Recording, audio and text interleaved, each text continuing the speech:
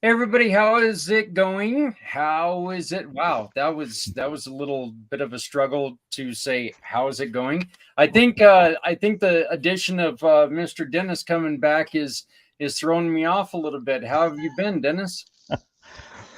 I'm doing okay. I'm doing okay. I had a very enjoyable month of July visiting with family and friends out west, and 6,000 miles plus on the car, and that did great. So, except for somebody relieving me of my camera and other equipment, it was a great trip all around. Uh, people, people. Anyway, hey Yeah. guys, we are going to be talking about a couple things today because we do not have a guest today. And what we want to kind of touch on is that I think every single one of us is going to give something that we've noticed that people are struggling about, or we're going to give our opinions on certain things. I do need to let everybody be aware of this. You know, we are going to be talking about certain things that are in the news. These are our opinions. We are allowed to have them. If you disagree with us, please put it in the chat and we will talk about it. None of us are out with any intention to hurt anybody, or and if you feel like maybe we don't have the correct or the whole story, I think every single one of us on this show will invite you to come on and talk to us personally, and express yourself, because this is what this is all about. So we are going to get started though, as we always do, talking with Stephanie, the goddess of the grave. Please introduce yourself and tell us about yourself. Good morning, everybody. And Dennis, I'm so sorry to hear about the things that were stolen along your travels. Good morning, Mr. Z. Good morning, Patrick. Thank you, Zach. I'm happy to be here. My name is Stephanie Simoes. I work with nonprofit organizations and people year-round to assist with fundraising through One Hope Wine. We are a cause-centered winery out of Napa Valley with over $9.7 million donated to date. So what I do is I specialize in fundraising, gifting, private wine events, and wine delivery. And it's great when you pour a glass of wine or send a gift. It's really a great feeling to know that that bottle is making an impact for a nonprofit organization that's important to you. Zach and I run a monthly show highlighting smaller nonprofit organizations to help them fundraise, but most importantly, to get their mission out there to more people. You can follow us on the Community Pay It Forward One Hope fundraising page on Facebook. In fact, this is a really great month to follow us there, because I kind of gave Zach a little bit of a nudge and asked him to talk about his organization that he runs this month. So if you haven't checked that out, definitely jump on there. I'm also the co-founder of PNS Properties. We are a family-run business. That is not me sneezing. That is the baby on my lap, if you can hear that. I'm so sorry. We are a family-run business that's working to curb the homelessness crisis in our veteran communities. We work with HUD-BASH recipients on housing, and we are working to build veteran communities in housing while providing support and resources. A little bit of a new announcement that I'm adding here is that I'm also the co-founder of New Heights Homestead. We are traveling 580 miles with our family to build a mountaintop homestead from the ground up.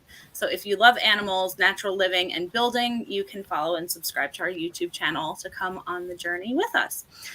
This mission in particular is really important to me because in the last few years working in the nonprofit space, I have learned a lot about where our systems are really lacking in support. So it's great that we are, providing education and resources here to hopefully really help bring the number of losses in the other direction with our initiative with Footprints Forward. I wear a lot of hats, so feel free to connect with me through my link tree. All the ways to contact and connect on socials are right there on that page. Yeah, that is great. And we are going to be playing the Pact episode from this last Wednesday where Stephanie and I do talk about community Pay It Forward, community Dare to Care, and a lot of the other things that we're looking to do. So as soon as this show's over, please check it out because we're going to just jump from one to the other. So, Patrick, my friend, why don't you give us a little bit of information about what you're doing? My name is Patrick Myers, and I'm the founder of Occult Edge Global. And what we do is we provide as many platforms as humanly possible through media, books, animation for people to tell their stories, and get the information out of the gospel and the impact that it can have in your life.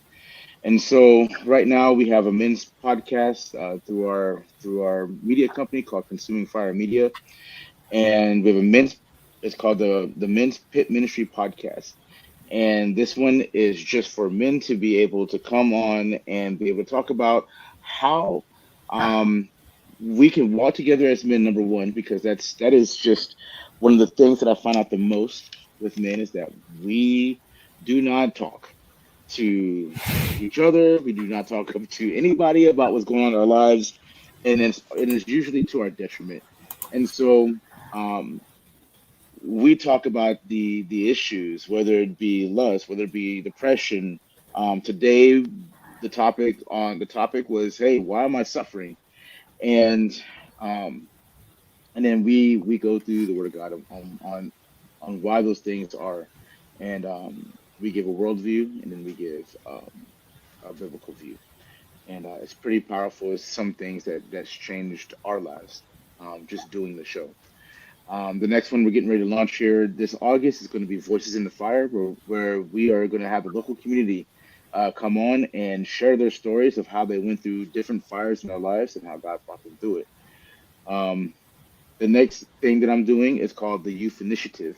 This is going to be a youth-led podcast, and also on the side a nonprofit mission where we are taking. I did this project called the Missing Voices Project. It's $1 million project where people around the world taught us how to think innovatively and outside the box on how to do ministry outside of the church.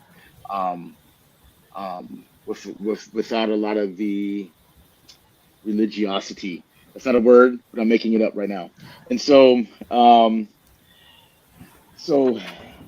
with this right now, we are having kids come to this thing, and last night was so awesome. We were teaching them how to do mind mapping and how to take their ideas from a concept where it's just a dream, and then to be able to put it out on paper and get all those things out in your mind so you can actually take it from concept to an actual to a mission and then a goal that you can accomplish.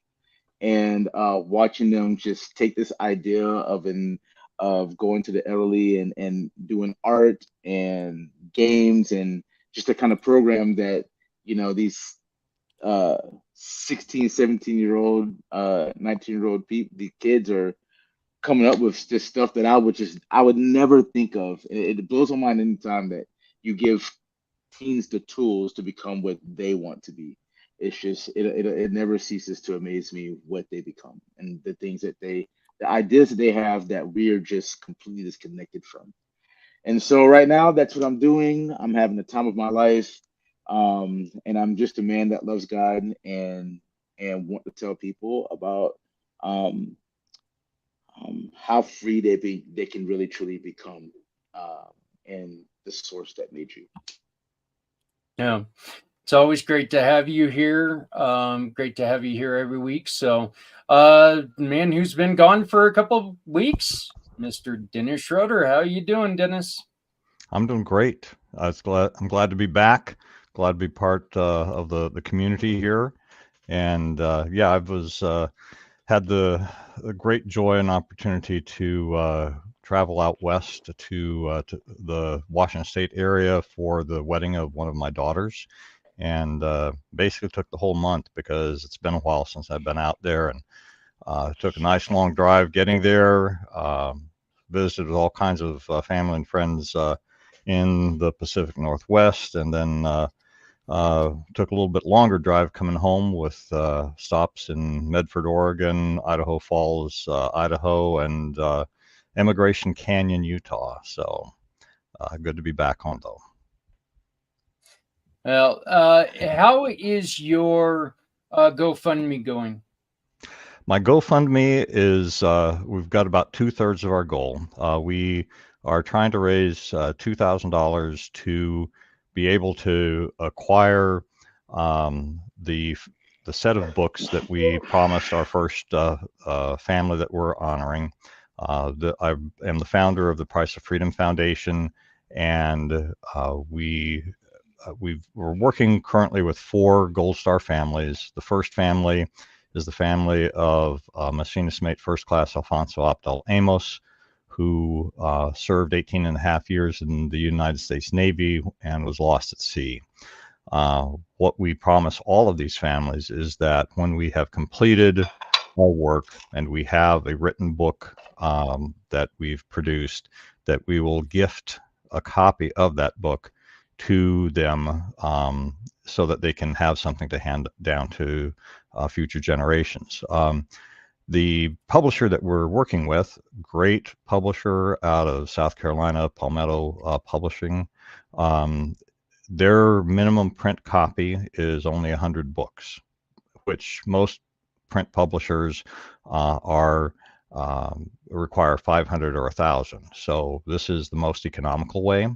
And yet it's still to print a hardcover book with the middle section having captioned photographs on glossy paper, something that print on demand cannot do. It's still about $20 per book shipped. So we need to raise $2,000. We have raised $1,330 thus far, so just shy of 2/3 of our goal.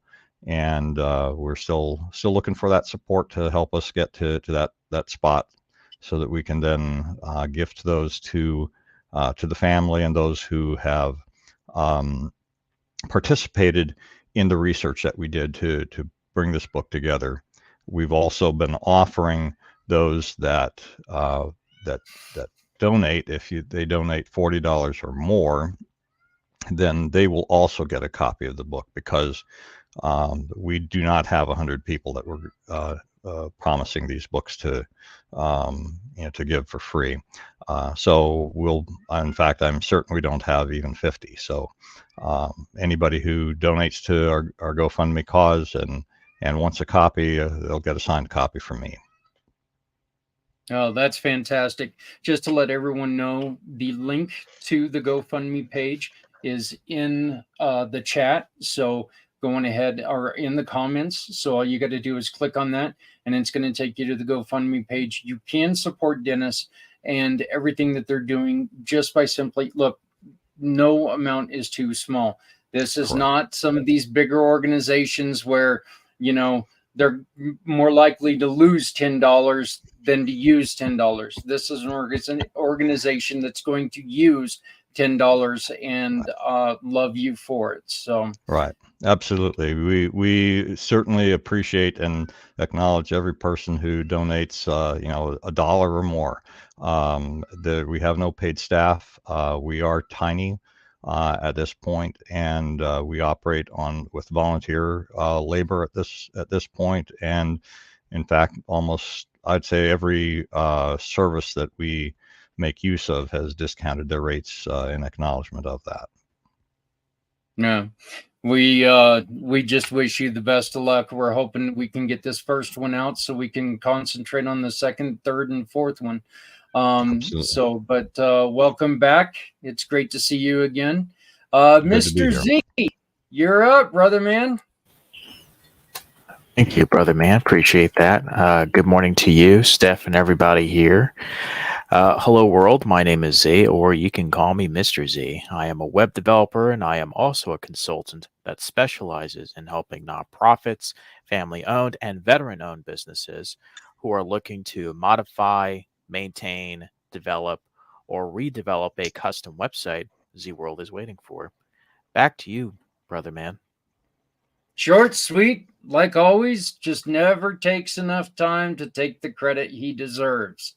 And I am not the only one who says that, but another gentleman who never takes enough time to take the credit he deserves is my buddy Trevor. How are you doing, Trevor? I'm doing very well, thank you. How about yourself? Doing okay, doing okay. Good. I don't know many people. Getting ready for a very interesting conversation here in a little bit. I think we're going to That's talk great. about Brits with beards. Oh, you mean like some Yanks with beards too? You know, Yeah.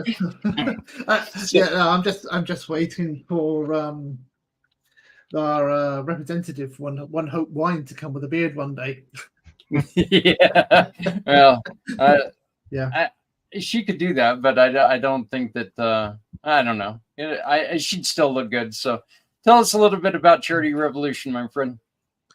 Well, Charity Revolution is a marketing company. Like myself, I've been marketing for 20 odd years and found that one of the areas where most nonprofits seem to need that little bit of extra help. So Charity Revolution was created with the what's the word I'm thinking of? I don't know what the word I'm thinking of. My mind's gone blank. But the idea was that being a kind-hearted person and always wanted to give back and help the community, it was a way to bring charities into the realms of marketing their charity so that they could get out there, get the word out there, find ways of doing things on a more economic way without having to be scared away by saying, oh, go and talk to a marketer. Because, you know, we all know that marketers are great at what they're doing, but for some reason, charities and marketing seem to be far distant from each other. But when you're out there looking for a donation or looking for support, that's what you're really doing. It's just the language has changed. The functionality is very much, you know, we're out here, we want to be exposed, we want recognition, and in that return for what we're doing, if you can support us with either some time, which is the most valuable element that we all have, but if you can't give some time, maybe a little bit of money so we can get other people to share their time with us. And that's what Charity Revolution does. Thank you very much for joining us. I greatly appreciate it. And on behest of one of our family here, I'm going to tell you a little bit about me because I guess I don't do that enough, but Stephanie was bringing that up. But my name is Zach Clayton. I started Community Pay It Forward, Community Dare to Care 9 years ago. I was run off the road on my motorcycle. And matter of fact, guys, I am 7 days away for it being 9 years. So we're coming up on my birthday again. So, you know, but it's the younger birthday. It's not like the normal birthday where I sit there and go, oh God, it's another year and I feel it.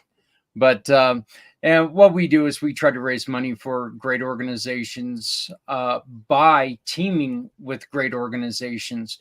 You shop with Trevor, we can support Patrick. You shop with Z, we can support Dennis. You shop with Stephanie, we support other nonprofits. It's wonderful what we do because what we're doing is we're putting together a database of very, very strong people with other people who have different strengths, and we're working together to make this world a little bit better. And so if you'd like a little bit more, we would love to have a conversation with you. My card is on the bottom of the screen, or just go to communitypayitforward.us, and you can see the wonderful work of a couple of the gentlemen that we work with right now.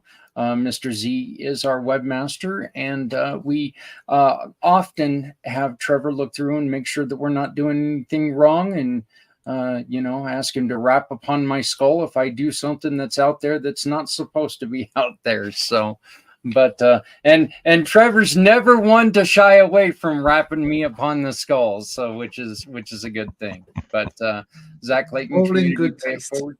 Yep. You can always reach out to me 970-909-0751 970-909-0751. Hey guys, as guys and gal, we were talking earlier a little bit before a couple of you guys came on, but we do not have a guest today. And we are hoping that our viewers want to get involved with this.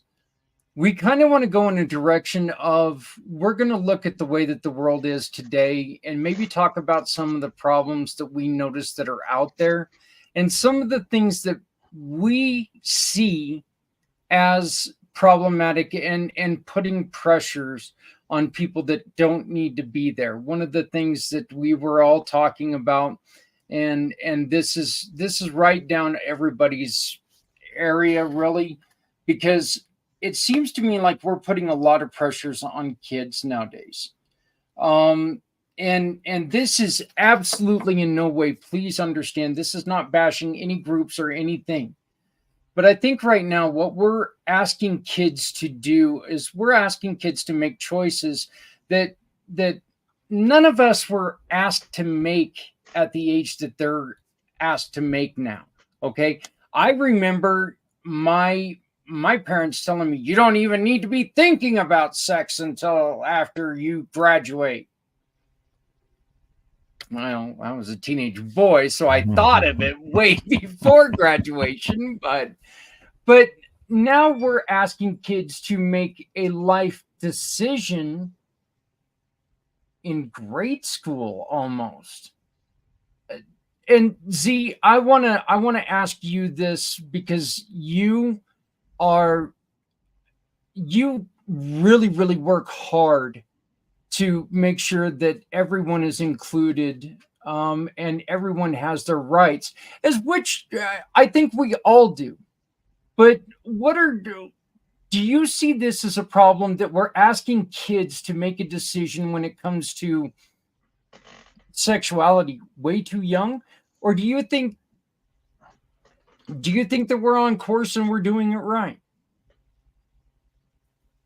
All I can say is these kids are still developing their learning habits, and what they're exposed to could be influenced by their futures. And I can't say how to raise kids, but all I can say is these kids are very impressionable, especially on social media and what they see and what they're exposed to. And if anyone disagrees, by all means, I'm open to your thoughts. And long story short, I just think these kids, I guess, don't know any but better, and what they're influenced by isn't by the right information. I mean, I'm no child expert by any means, so I'm gonna kick it back Well, to I you.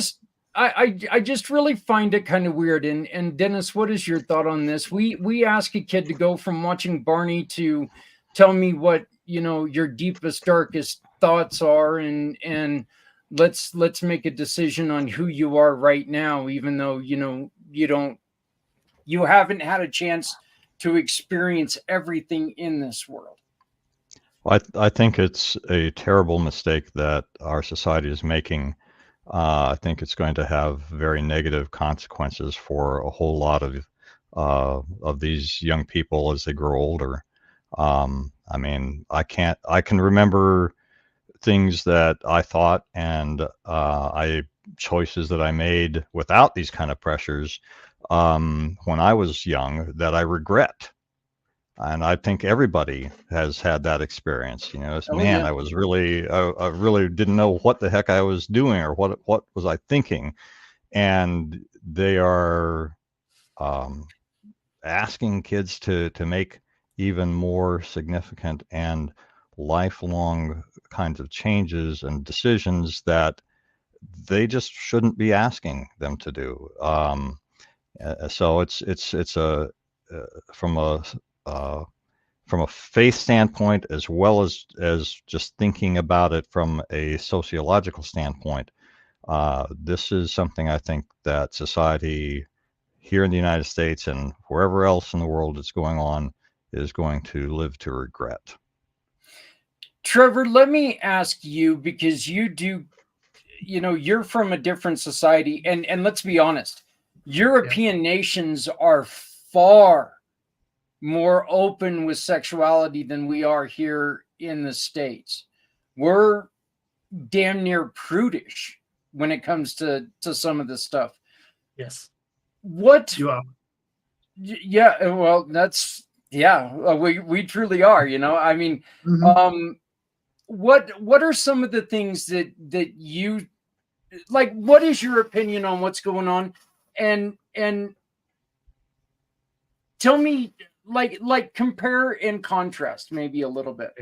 All right. Well, there's two elements here that I want to start off addressing. One, what the age of the children that we're relating to? Because, at the end of school, most children cannot know how to use a credit card and a checkbook. And that's a responsibility that we all have for life. So how can you expect them to make a decision on what type of relationship they want? I can't seem to balance that one in my head very well, and pardon the pun about balancing, especially with a checkbook. But when you've got in the simplistic form, a male form and a female form, and we want to talk about the concepts of how we reproduce, you need one or the other. And I've come up with this question in debate and say, well, okay, because there are like 72 or 76 other types of genders, if we wanted to have a child, which other gender do I need to be with to make that child? Do I need number 42 and a 46 is compatible with myself? Or do I have to go back to the original male or female? I think we're starting to open up way too many questions and combinations of things that is just not appropriate for a child. Now, I'm not saying they should be excluded or hidden from it, but let them make their own choice. Let it be that, you are a male, you are a female, these are the bodies. Now, what your desire to do in private life is another element. In the same way, we can't deny an Oriental or an African person from the shade of their skin or the shape of their eyes. That is it. They're born like that. And how we adapt and address them can be, well, you are from an African origin, you're from an Asian origin. I'm from theoretically a European origin. I don't know what that really means. I don't have an identity. And going back to your second part of the question, saying, are we more liberal in the UK or in Europe? Yes. When it comes to seeing the naked form, it doesn't bother us. Because if you think about, now, Stephanie, I believe you're a mother. How do you feel about your children seeing your family members undressed? You don't think anything odd about it. So if the children are growing up in the home, seeing the naked form, why is there a problem all of a sudden when they get to the age of puberty and all of a sudden we've got all the hormones shooting off? It shouldn't be the point of, well, we go onto the beach and look, this beach is topless, or this lady here or this gentleman here are changing their swimming costumes. Well, if we're all built the same way physically, either as a male form or female form, we haven't got a problem. I've been to beaches when I was rampant with the hormones, and there were people sat there with either their tops off or changing their bikinis. Did it mean that I had to shout out and be abusive or vulgar? No. You just took it because it wasn't the appropriate place or the appropriate time. And I think the more you hide this, and I've seen this on American TV, you have a woman with a very large chest. So therefore she wears a t-shirt and there's some cleavage showing. So there it is on a news article, and we're now putting the blur effect over the cleavage. But for every child, they've seen cleavage of any woman walking down the street or even at home. So why is TV in one sense trying to build, oh, you shouldn't notice it? Because whatever you hide makes people curious. And I'm sure we've all done this to summarize, oh, look at the park bench. It says wet paint. Is it? Let me touch it and find out. Yeah. Stephanie, you and I did have a conversation about this. You not only are a mother, now you have two daughters, and so you have a very very different responsibility than I do. You know, when it comes to that. But you know, some of this stuff is very uncomfortable as you as for you as a mother when you have somebody coming into a locker room with young girls. Right. Well, back to Trevor's question. Yeah, my kids took baths together for like a very long time, up until like more recently, actually, maybe longer than they should have, but it was their choice to stop, not mine. They decided, you know, when they started to get uncomfortable with it. And I've spent a lot of time in preschools with my traveling gymnastics program over the years. Like this was my previous business. I serviced those schools for so many years, and there were 4-year-old boys that played with Barbies. You just didn't draw attention to it. It was normal. They were exploring. They were, you know, like role playing. They were playing with their friends. It wasn't such a big deal. And they grew out of it and then explored other things. So I guess there's a lot more attention being drawn to things like that now. That, I mean, I wouldn't freak out if my 3.5-year-old was playing with dolls. In fact, he watches girly shows with my daughter all the time. You know, it's okay. You know, they're learning, they're exploring. You know, I think about the things that Patrick is doing with his group of kids and giving them the tools to be who they want. And this might be a different like spin on your question a little bit, but I think that a lot of this is like pressures to condition the kids, to push them into specific, you know, even careers. Cause I know Patrick is like really letting them explore like different avenues for, you know, different things that they enjoy. And kids have this great imagination, you know, I don't know. If you watch a baby trying to walk, they go, they fall, they go again, they fall, you know, and I think that all the pressures, the world, the environment, the social media influence, everything that changes these kids as they go on, we're like, oh, maybe I shouldn't go again. Maybe I shouldn't, you know, if you think about a baby, they're constantly like going after what they want. You know, think of a toddler. How many times will they ask you for that freaking cookie until you're finally like, okay, take the cookie, take the cookie. But I think that the consistency with just trying to mold these kids, that influences and changes their direction over time. So I know that this is a different standpoint of what you were asking, but I think it's no, this is fine. And by the way, that's only a good parent. I'm the bad parent. I would just eat the cookie and then the kid would have to shut up. So, you know, but yeah. I love that Patrick is having these kids continue to dream and helping assist them in what those dreams are, like, you know, like the planning that he was having them do and stuff, and the mind mapping. Like, keep the kids freaking dreaming, man, about what interests them, you know, no matter how crazy it sounds, you know, because I feel like the world is going to shut them down at some point. Like, good luck, you know. No, like, support them and let them go after what they want. I think there's a lot of molding even into specific careers, because that's what the country needs, right? But it's not maybe what that person needs. So I don't know. But yes, when it comes to schools and specifically elementary schools, I think that should remain with education, and there are certain conversations that should be had at home. Well, I think, you know, and I truly believe this, Patrick, and I want to bring you in on this. I believe that everybody should have the right. We live in America. We should have the right to do what we want. You know what? If we're comfortable or if we're uncomfortable in our own skin, by the way, who here has not at some point in time been uncomfortable in our own skin? Every single one of us has. Okay. We just need to allow kids to be kids and stop pressuring them to make some of these adult decisions. I mean, I think it's kind of funny that we're asking kids to, one, you know, give us your, give us your his, her, whatever that is. And oh, by the way, also sign up to die at 18, yet you haven't lived yet. You know, we're not allowing them to live. And Patrick, you deal with kids every day, and you were saying a little bit earlier that these kids they're suffering from it. You're on mute. Yep, that age-old mute.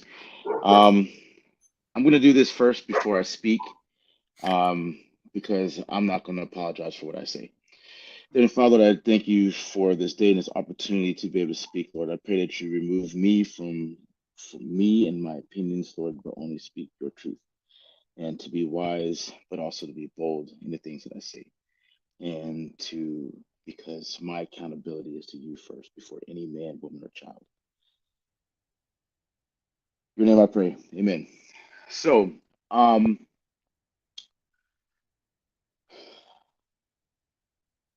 man, I think the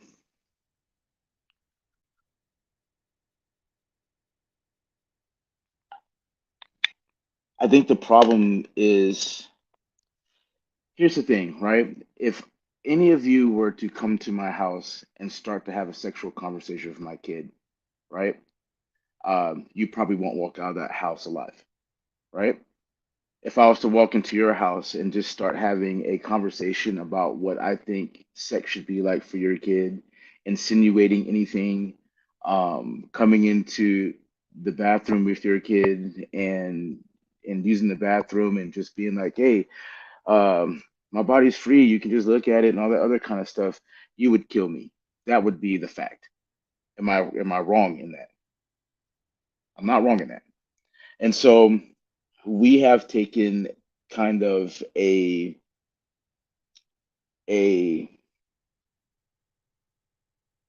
passive way of thinking because we don't want to go against what the world is doing when it comes to this, because that's exactly what they're doing. They're coming into, the thing is that until your child leaves the home, you are their fortress. You are the gatekeeper of everything that comes into their mind and that affects their soul. You as a parent, me as a parent, we are the gatekeepers. And what I have seen, and from what these kids tell me, that we as parents have lost the keys to the gate. We have lost we have stopped holding the door, and when there's holes in the walls, we've quit patching them. That's the truth of things. And so right now what's happening is the kids are being bombarded and being bombarded. The world knows, if you want to really occupy a country, or you really want to do that, you don't just go just straight out and just go to war and then like send everybody into the fight. You don't do that. They do it slowly by indoctrination, right? So you go after the hearts and minds of the people. You go after the children. You go after you start changing the mind of generations. So you play the long game, because then you lose less people, and then the people fight themselves, and the people they are the ones that turn each other in and fight against each other. That's how you actually accomplish that goal without having to fire a shot, right? And so that's what's happening in America right now. When I'm dealing with these kids, I have never seen depression and anxiety and all that stuff on a level. I've never seen it on the level that I've seen it in 3 years. Like, I got injured in 3 years time. It was worse than what I've been doing in ministry for almost 10 years. It was actually almost 3 to 5 times worse in 3 years time, or a 2 years time actually, of being on my back, getting back up, getting back into the school system, dealing with these kids. It's almost 3 to 5 times worse than before that happened. That is in 3 years. That is insane. The fact that we have to have this conversation and even be talking about that, be talking about this is shameful. It's shameful on another level, that this is something that we have to consider talking about, is whether our kids can use a bathroom, our girls can go use a bathroom with a man, and then like we all know the implications of what that's going to do and the purposes of it and what happens in those places when that happens, right? We all know the dangers, but then we don't have the courage to be like, oh, this is not going to be allowed. We talk about it, but we don't do anything about it. And I'm watching the kids suffer because of it, because we have lost our way to do something about it. Because me saying this is going to cost me something. This is the fact of life. It's going to cost me something to take this stance. But I'd rather it cost me than that 14-year-old girl, that 9-year-old girl, or my daughter, or your daughters and your kids. I'd rather it cost me. I'd rather pay the price, because once they pay the price, they can never be unpaid, because that's what happened to me as a little boy. I took the cost and it messed me up for my entire life. So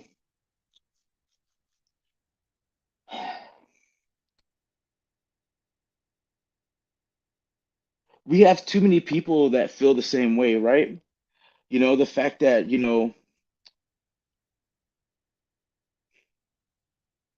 the fact that my right as a parent or as an adult to tell to the thing is, um, our rights are being taken away just to actually protect our kids. And it's a nefarious agenda and plot that's happening. And they can call it whatever they want to call it. They can call it tolerance, they can call it all that. But there's no tolerance for me to say, I don't want this for my child and I have to accept this. No, that should not be so. That's not tolerance. That's actually tyranny. That's actually you being able to dictate to me what I can do, but then I can't dictate, I can't protect my own child. And so these kids are telling me to my face that they cannot stand this. This is killing them. But then what they have to go through in school, where the teachers will say, will persecute them, their principals will persecute them, their own schoolmates will persecute them for just being like, well, I don't like, they don't, a lot of them don't believe in that kind of stuff. They know that they're a boy, they know that there's a girl, they know that a freaking banana goes into the donut and that's the only way it works. That's the facts. But then, like, if they have that opinion and that's what they feel, then they are not allowed to actually feel that, or you're shamed, you're ostracized. And then you want to talk about the books and the stuff that's being poured into our kids' minds. Like, like, it's just, let's just put it plain and simple. If I was to bring a book that talks about rape and all that kind of stuff, like here's a book, Perks of Being a Wallflower, that is like rape scenes and just how things are discussed in that book is an absolute craziness. But then it's allowed in the schools, for in the libraries, for kids to be able to read, right? And then so, but if I was to actually come to your house and sit down with your child and read that book, you'd put me straight in jail and wouldn't think twice about it. Bury the key up in the door. You wouldn't even bury the key. You'd melt that sucker down. I probably wouldn't even make it to the jail. And so, that is Patrick. That's actually a really, really good point, because there are a lot of these things that, I'm not one for banning books, but I am definitely one for age appropriate. yes, absolutely, age appropriate. The Age things that are appropriate, happening. and I think that's where a lot of this is going.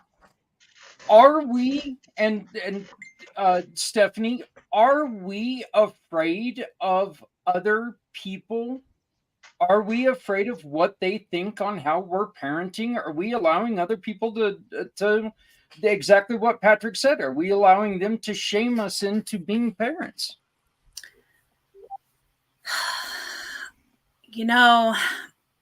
Like Patrick was saying, when there are too many holes in the walls, you quit patching them, right? And I think parents are so busy working They're so busy working. Look at the prices of everything, guys. Look at the prices that have gone up. Families are struggling, just to make ends meet. They're so busy working to be really involved with their kids, really involved with their kids' school, who their friends are, who their friends' parents are. And I think that that's a big problem, because the kids then are getting the influence from their long days at school. When they're done with school, they come home, their screen time. What are they getting from their screen time? How much of their day is really influenced from their parents? Are they having dinner around the table, or are they having dinner on the go? What does it normally look like for an American family? I feel like the time with the parents is probably a very small percentage of their day. I don't know if you guys would agree with that or not, but I think for the majority, parents are working over 12-hour days with their commute and everything else. Of course, it's going to vary depending on where in the country and all of that. But I think that they're too busy working to stop and pay attention to what's actually going on. And just in the conversations that I've had recently, I think that some people are still just learning that these topics are coming up also, not even aware that this is a conversation being had. So, Dennis, you just had a daughter that just got married. I know that my kids are a little bit older, and this wasn't as prevalent, but I mean, it was there. But it was really one of those things that and I'd like to get your opinion on this, but I always told my sons, you know what? I'm going to love you no matter what you choose, but make sure that you choose wisely. Make sure you understand what you're talking about. Absolutely. I mean, these issues were definitely not in the forefront when my kids were growing up. I mean, my youngest child is 32, so it's been a while. But absolutely, I mean, my approach to my kids was always to I'm going to give you the benefit of my experience and what wisdom I have. But ultimately, this is your life, and it's what you do with your life is going to be up to you. And I tried to support and empower them in everything that they chose. And they all knew that I would love them no matter what direction that they went, and they still know that.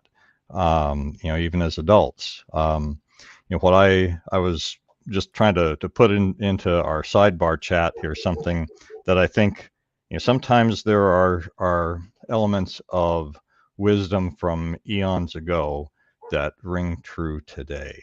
And I saw a quote attributed to Marcus Aurelius that says, the object of life is to not be on the side of the majority, but to escape finding yourself in the ranks of the insane. And I believe that rings so true today. I think that when we cave to groupthink of the majority, currently it's on the left, but we can probably all think back to things in history when it was on a different political side, that we can be truly amongst those who are insane. And I think that is absolutely what's going on right now. Yeah. Trevor, you bring, and I'm just going to read this out because I shared it in the comments, a problem that everyone wants to be alike. So they'll avoid conflict or expressing an opinion that goes against the majority. But as a parent, you have the right to teach the right from wrong. And now that kids, now let the kids decide. I love that, because you're not, look, we all want what's best for our kids, but let's be honest, we're going to push them towards what's best for us in a little way. Okay. We're going to want our kids to be a lawyer over a circus performer. maybe our children want to be a circus performer, and there's nothing. Well, I'll say there's nothing wrong with that, but I'm yeah, but and that's all due respect to all you circus performers out there, but I mean, you guys are talented, a hell of a lot more talented than I am. But I love the way that we are scared. It's so true. I noticed this even today as adults. Whether it's a political view or whether it's a social view, you think twice before you comment now. And people don't allow people to have different views. If you don't like it, what do? I unfriend you. You know, so what's the point of that? Because I'm not going to learn other people's opinion. Now, something else popped into my mind, which changed when I was at school. And I don't know if this still is a topic taught at school, but think about it. Is religion still taught at school today? No, it's not in England. Hasn't been since the early 80s. You know, we started understanding about religion. Well, I was C of E, so therefore it was a C of E biased thought process. But then all of a sudden, well, hang on a minute, what about all those that are not? So instead of teaching all religions and all point of views, no, we'll just take it all away. We'll just hide it away. And now I feel that I lacked a lot of, let's say, Christian teaching because they took it away. Now, if we take away the training of people, the art of being afraid to speak your mind without consequence, the fear of that is so impelled upon us that when it comes to, let's say, talk about politics, I think I feel safer talking about politics and upsetting somebody than I would about talking about religion.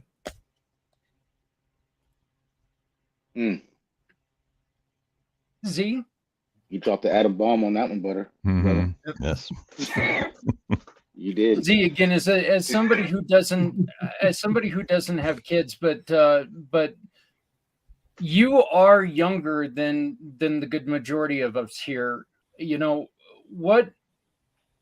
So I mean, I think you and Stephanie were probably right around in school about the same time. Are you seeing a difference in the way that the way that kids are growing up now than when you were growing up?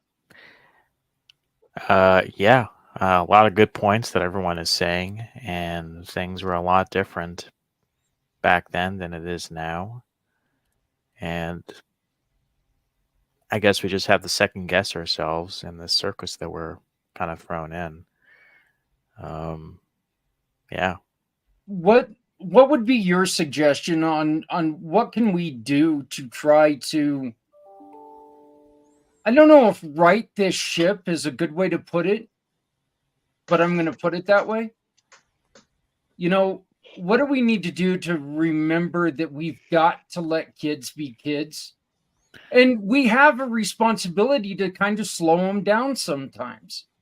It's like, wait a minute, don't, until you explore, it's like one of the things we're bringing up politics here. One of the things that I've always told my kids is don't say that somebody's stupid when it comes to politics unless you have a reason to say they're stupid, because every politician's stupid. I'm sorry. But you got to experience it, right? Mm-hmm. Well, Yeah. I'll be honest, like everything I said, I don't believe, like, okay, yeah, it might hit on some politics, but I'm no politician. Yeah, I'm no politician. I could care less. I mean, it's important to know, but that's just not what this is about. It's not about politics. But it is about, man, just the God-given common sense that God's given us, and the right that is our freedom to be able to speak what is true and what is right, and to have those opinions. We've lost the art of being able to just talk to each other you know, and disagree and be able to keep my boundaries. Like there's no such thing as boundaries anymore. Like all that's being torn down. My boundary is that none of y'all get to talk to my kids about their sexual orientation. Nobody gets to do that except for me because the word of God says fathers raise your children. That's my job. Period. Nobody else's. That's my responsibility, my God-given right. Period. Nobody else gets that say. But if I take that stand, right? And the thing is, Trevor, you brought up something, you said something really, really good earlier, man, when you were just like, people are afraid because, like, yeah, nowadays taking a certain stand can cost you your job. Um, to be honest, it can get you banned, it can get you canceled. I mean, it's so easy for that to happen now. And then that fact alone should really, in my heart, that fact alone makes me take a harder stance because what I've learned in life and what I've seen in just uh in the world and when it comes to evil especially, right? Evil usually you don't have people that just go, we're gonna just do this evil thing and just bring it on you. No, it's this thing that is it's allowed over time. And then when it's implemented and it's when it's taking its whole grips and it has everything just bound up where it can't do anything, then when it clamps its jaws, right? That's when people want to struggle to get out of it. But the thing is, it's been closing around them the whole time, and then they wasn't able to do anything to that. And so when you think about like what happened when it came to how the Jews got exterminated, you know what I mean? Were being exterminated. That was because over time this indoctrination thing happened. And then when it happened, the jaws shut. Well, then now you have millions of people dying over something that I mean, in human nature just shouldn't have happened, right? It shouldn't have happened whatsoever because there should have been enough common sense to be like, man, we shouldn't be putting all these people in ovens and everything else and doing all this crazy kind of stuff. There should have been this thing that happened in people in society that was just like, this is not going to happen. But this is what until the jaws shut. And now we had to lose millions more lives because now people had to rise up and fight against what was already starting to be clamped down, right? And so that's what's happening right now in our kids. It's like, it's okay to be scared, but my daughter, right? My daughter, I don't want to, I do not like putting her business out there. But there's a point in her life where she was just really struggling mentally and emotionally and physically. And at that point, it was either do I be a father and just go about my business and do my own thing, or do I take off and put everything I can into her to help her to help inform her of who she is so she can live and survive. What are my choices? I have a human being, a daughter right here, that's more important. That's the truth of things. I can find other work, I can do something else, but I don't get another daughter. I don't get another child. And so we have, so the thing is, I'm very desperate about this because I'm watching kids die. It's not just a theory. I'm watching kids talking about at 9, 10 years old, talking about they don't want to live because of these issues. And they're getting younger and younger. Now I'm dealing with them from the ages of 6 to 12. Like I didn't know. I I was I think the worst thing I was thinking about was like maybe touching a boob or something. Yeah. And that was like 16. Like, you know what I mean? I'm like, oh, a boob, that was it.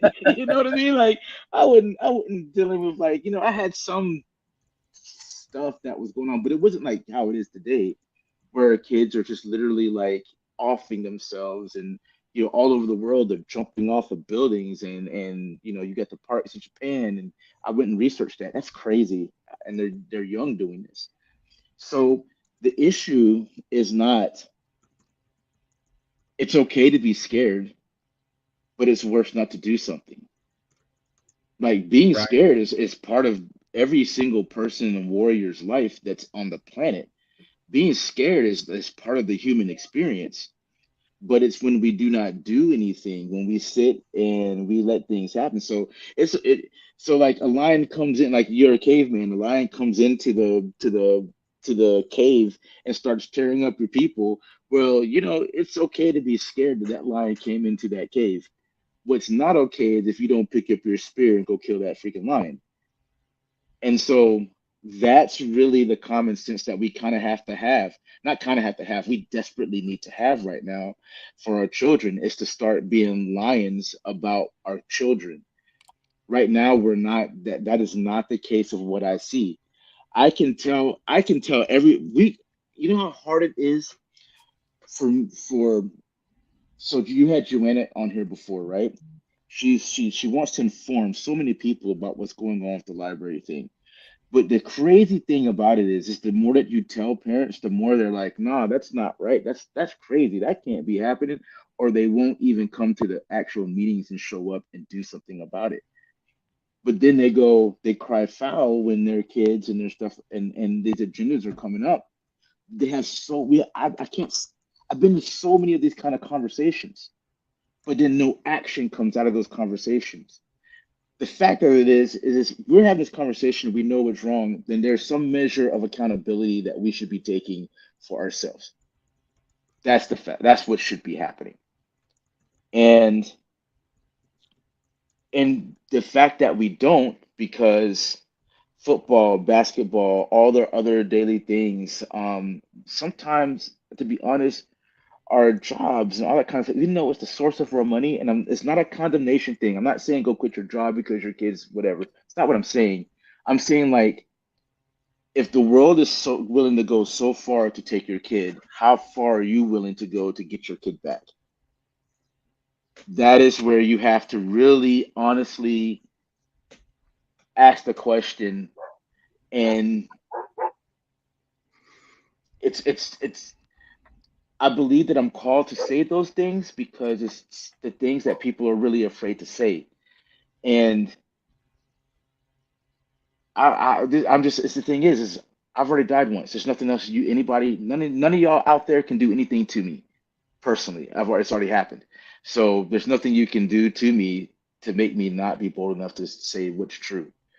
And so it's just that simple. How far are you willing to go get your kid back? To stop this from happening to your kid, to keep your kid alive, to keep your kid from being depressed. And then what it says, you should love your neighbor as yourself. So how far are you willing to go so that your neighbor doesn't have to suffer the same thing as your kid? That is what we've lost as a society, is to love our neighbor as ourselves. So as long as it doesn't happen to my kid, I put my kid in private school, I do this, then forget about all those other kids over there that don't have the same rights and abilities and stuff that you have. So, like, are you willing to fight for even those kids? And imagine a world where that was the case and people stood up and people were bold and people were like, imagine if you was a mom that just, like, your kid's suffering in this way, but then you have this job. Yeah, if you say this is wrong and you don't agree with this, like, what will you say if something happens to your child and you could have done something different about it? What can you say? And you kept silent. Look, I think the biggest thing about all of this, and we need to go through and do our what we learned today real quick, but and then Dennis, you had an announcement that you wanted to make.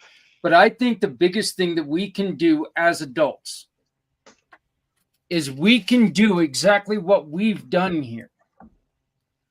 We've had 6 of us that are in different stages of life, different areas, from different places on earth, different political affiliations, different backgrounds. We were all able to sit here and calmly discuss this. None of us have a kid sitting next to us right now that would have listened to this conversation and flipped out because they thought we were trying to hold them back. We were able to sit here and discuss this like adults, and I think that we need to do that a little bit more. Amen. Absolutely. So, Trevor, what did you learn today, my friend? What did I learn today? I learned that we should be talking more like this openly, not only to ourselves. Don't be afraid to talk when it comes to children. Let them have this conversation too. Listen to this type of Yes. conversation. It's down to education. You know, there is wrong, there is right, and that's easy to address. But when the information source, when I say, well, the sky is green, and I can be right until you prove me wrong. But you have to accept that you may be wrong in your thinking. And that's the challenge I think that we have. But that's the thing that we should embrace. Yes. Very good, Trevor. And thank you for bringing up that the kids need to be part of this conversation. That's something that we did not, I didn't bring up, and that's very true. Stephanie? I think that these are all really, really great points, and Trevor shared some things that I agree with too. But yeah, I think we just have to be open and willing to communicate and be open to other people's views. Just continue the conversation and just keep the kids safe, man. This conversation should be for the older kids. Yeah. Patrick? For me, it's I guess from the group, from especially what Trevor was saying,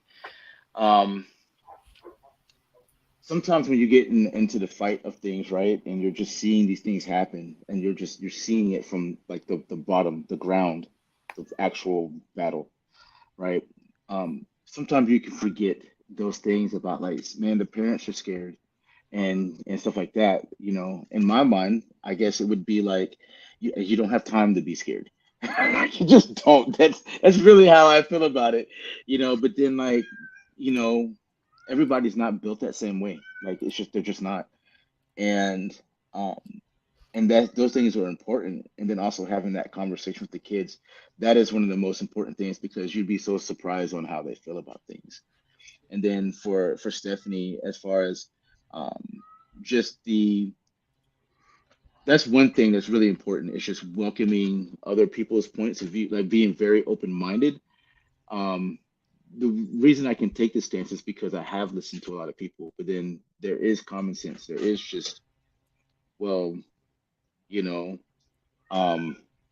an alligator right there, and then there's a clear path. Well, do I go step in the path of the alligator and just be like, to be okay, take my chances?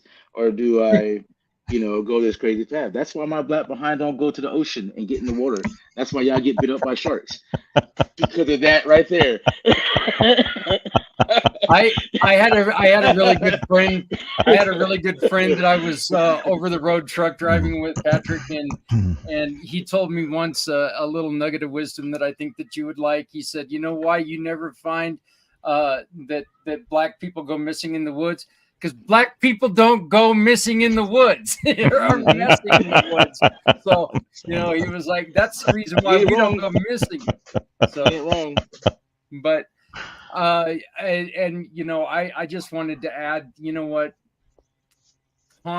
just hold conversations. Let's just, regardless of your beliefs, regardless of your political stances, regardless of any of that, these are problems that our kids are dealing with today. Okay. Yes. As scary as it is, sometimes the kids are our future. And we need to make sure that we're allowing them to express themselves. But you know what? When you have to slow them down, you have to slow them down. Dennis, you had some news for us, and then you wanted then I need to get your thoughts.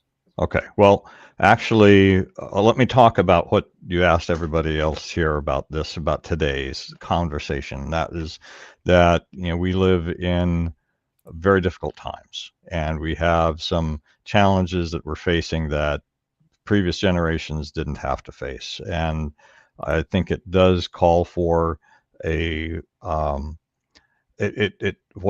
what I see as a need that is lacking in so many areas is a need to have civil conversations with people you disagree with entirely.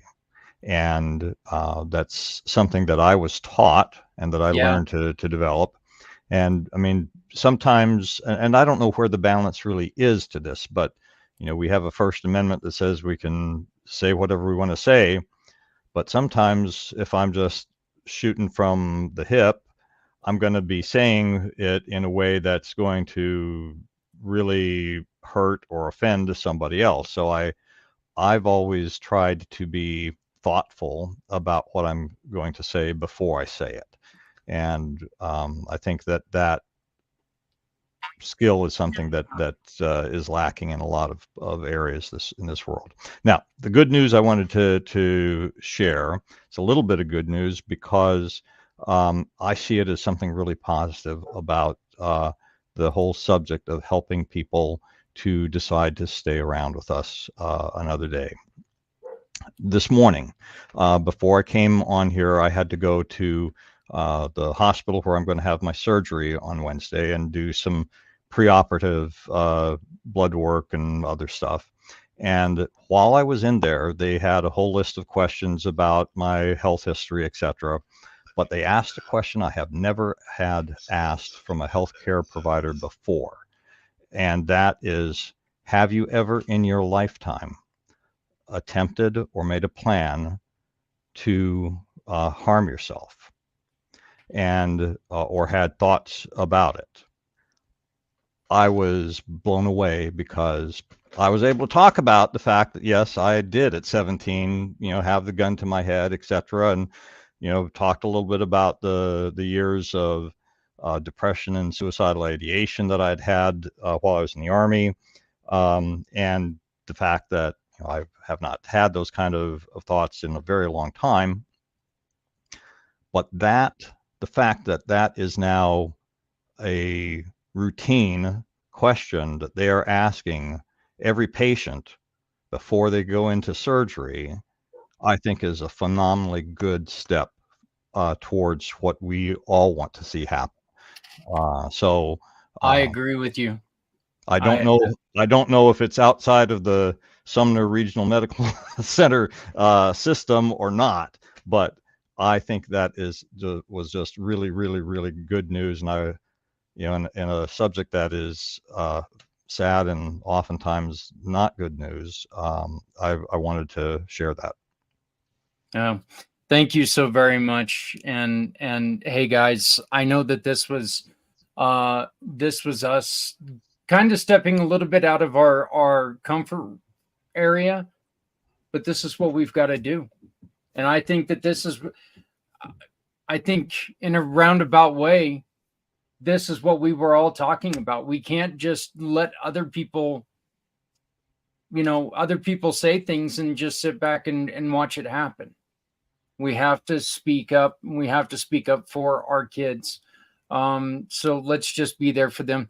Hey, we will be joined next week by an individual I met a couple weeks ago. And once again, when we talk about what we talk about, we are going to explore everything there is when it comes to healing. And Diamond, she goes by Diamond Drip, has found relief in using mushrooms, and we're going to be talking about the healing mushrooms that she has experienced. So again, next week's going to be a little controversial, but it's extremely helpful to some people out there. For my family, for our family, we want to thank you very much for joining us. Please, if you ever have any questions, send us an email. All of us are here to talk. Please remember that suicide is final, and just keep moving forward. And we will see you next week right here on Footprints Forward. Thank you very much. Have a great day.